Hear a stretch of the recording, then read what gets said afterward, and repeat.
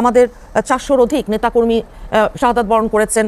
চট্টগ্রামের আমাদের ছাত্রদলের নেতা ছাত্রনেতা ওয়াসিম আকরাম সহ। তবে উনি শেখ হাসিনা হবেন না। হ্যাঁ, এটা বি শিওর অফ দ্যাট।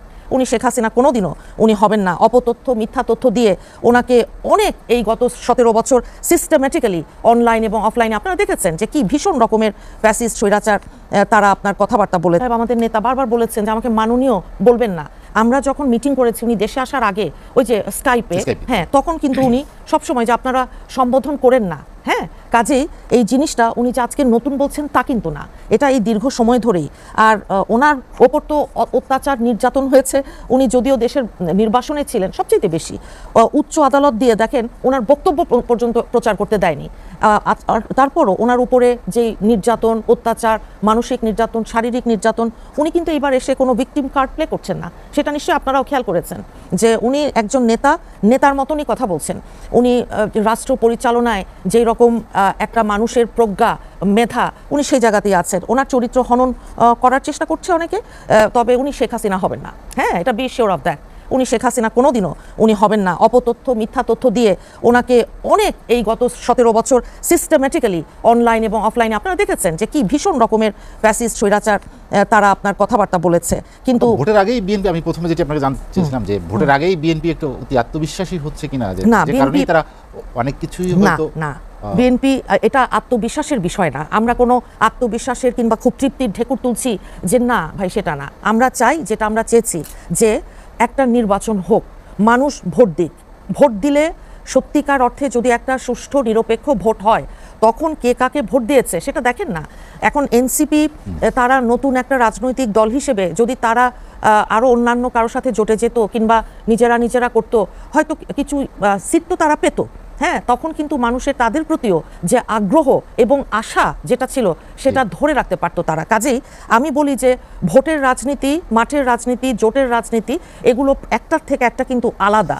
এটা ওনারা শিখবেন, ট্রায়াল অ্যান্ড এরর। কিন্তু ওনারা তো গণ অভ্যুত্থান, সারা বাংলাদেশের মানুষ অংশগ্রহণ করেছে ছাত্র জনতার সাথে।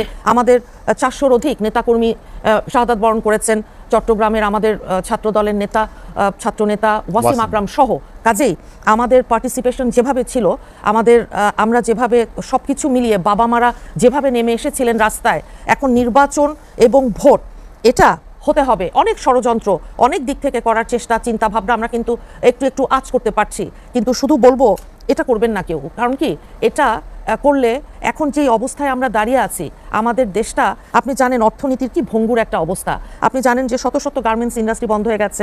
ব্যাংক বলেন, বিমা বলেন, অন্যান্য প্রতিটা সূচকে কর্মসংস্থান বলুন, নতুন কোনো ইনভেস্টমেন্ট নেই। আমি আর এটা তো আমরা অনেক যেতে পারবো, কিন্তু সেটাই আমি যাচ্ছি না। একটা নির্বাচিত সরকার আসলে স্টেবিলিটির যে বিষয়টা আছে, সেটা অর্থনীতিতে বলুন, সমাজে বলুন, রাজনীতিতে বলুন, সবখানেই একটা সুবাতাস আসবে। কাজেই ভোট বানচালের কোনো কর্নারের কোনো রকম চেষ্টা এটা কিন্তু মানুষ নেবে না। দৃশ্যমান পদক্ষেপ, এখন তো সময় খুব অল্প।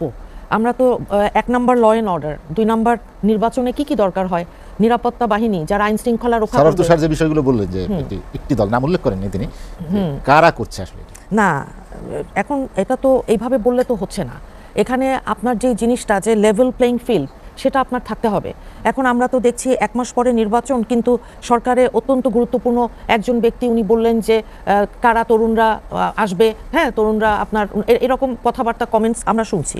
এখন লেভেল প্লেইং ফিল্ডটা আপনার এই আগামী অল্প কিছুদিন এটাকে ঠিক করে ধরে রাখা, এবং সেই সাথে প্রশাসন তাদেরকে যতটুকু সম্ভব নিরপেক্ষভাবে, যে তার যেই মতবাদী থাকুক, নিরপেক্ষভাবে তাদেরকে একটু কাজ করতে হবে। তাদের উপায় নেই একটা নিরপেক্ষ নির্বাচনের জন্য। এবং সেই সাথে আইন শৃঙ্খলা রক্ষা করবে যে বাহিনী, সেই আইন শৃঙ্খলা বাহিনী তাদেরকেও আপনার একেবারে সমানভাবে, যেটা আমরা অ্যাবসেন্স মানে দেখতে পাচ্ছি, তাদের যে রকম উদ্যম, যে রকমভাবে কাজটা করবার কথা, অপরাধ দমন করবার কথা, অস্ত্র উদ্ধার করবার কথা, অস্ত্র যেটা ছড়িয়ে গেছে ৫ই আগস্টের পরে বিশেষ করে কোথায়, সেগুলোতে উদ্ধার তৎপরতা তো আমরা দেখিনি গত ১৭ মাসে। এই জিনিসগুলোর দিকে নজর রেখে তারপরে আপনার নির্বাচনটা সুষ্ঠু হতে হবে। কারণ এই আগামী নির্বাচনের উপর বাংলাদেশের সমস্ত কিছু নির্ভর করছে। আমাদের দেশের স্বাধীনতা, আমাদের দেশের সার্বভৌমত্ব, গণতন্ত্র ফিরে আসা, আপনার গণতন্ত্রের যেই ট্রেন নির্বাচনের মাধ্যমে ওঠা, এগুলো একটার সাথে একটা কিন্তু অঙ্গাঙ্গিভাবে জড়িয়ে আছে। কাজেই এখানে অন্য কোনো কিছু আমাদের দেশটা এফোর্ড করতে পারবে না। এটা খুব সিম্পল। আর